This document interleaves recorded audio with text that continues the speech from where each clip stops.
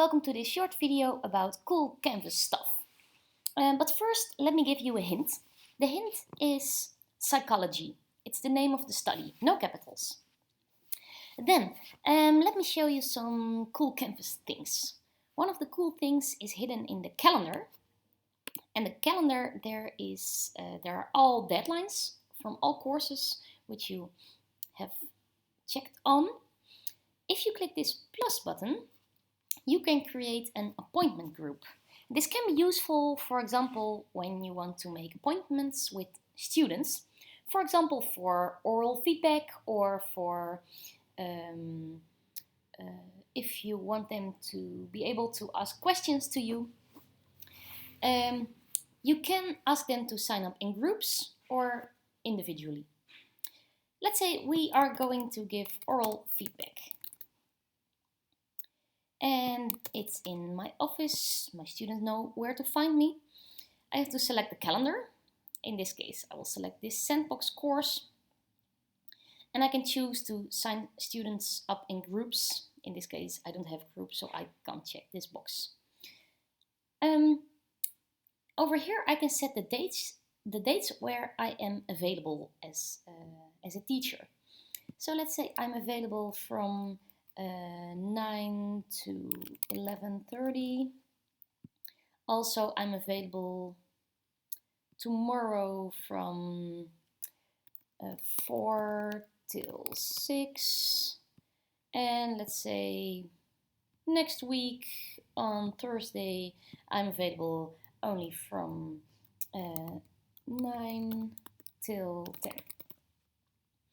Okay, so I can set multiple dates where I'm available, and then I can choose to divide this in equal slots of, for example, 30 minutes. If I click go, then it will be divided in all those time slots. Then I can choose to limit each time slot to one user. Could be useful if you want one student at the same time. Also, I can choose to allow students to see who has signed up for time slots that are still available. This could be useful if you want your students to sign up in groups. And I can choose to limit participants to attend one appointment or maybe two, or maybe no limit at all.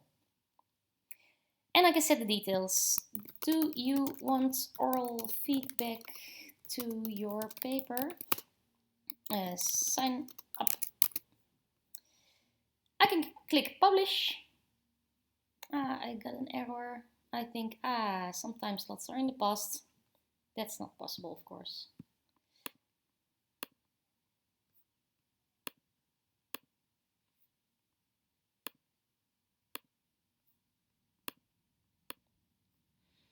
Now when I click publish, this will be published and my students will be able to sign up for those groups. Oral feedback. Now they are still a bit light. If a student has signed up, it will become dark and you can see who has signed up for this slot. There's one slot available and can be reserved. Okay, let's go back to the course and I will show you something about rubrics. Rubrics can be attached to an assignment. So I will create an assignment in my module. Assignment, new assignment. This will be a summary. Students have to write a summary. If I click this assignment, I have this button plus rubric. If I click this button, I can create a rubric, and this rubric can be two things. It can be used for communication. I can communicate to my students what I expect from them. What do I expect from this rubric, from this summary? So for example, I can make a description about structure. I can write down what I expect from structure, and I can also define when they will get full marks and when they will get no marks. Also, I can remove points, or I can use the points and I can use this rubric for assignment grading.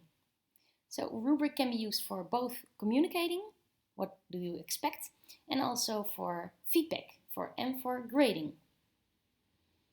I can create extra criteria. For example, language, I want them watch their language, and I can choose when they get full marks or half marks or something in between. And also I can describe what these points mean. Maybe structure is a bit more than language, etc. I can define how this rubric looks. Also, I can click Find Rubric, and I can find other rubrics in other courses where I'm a teacher or which are shared with you. I click Create, and now I created this rubric. And this is also for students visible when they are going to hand in their assignments. Then the last cool thing I want to tell you about is the Message All Students Who. This tool is, for example, in grades. If I click grades, I can get an overview of all my students and all assignments in this course.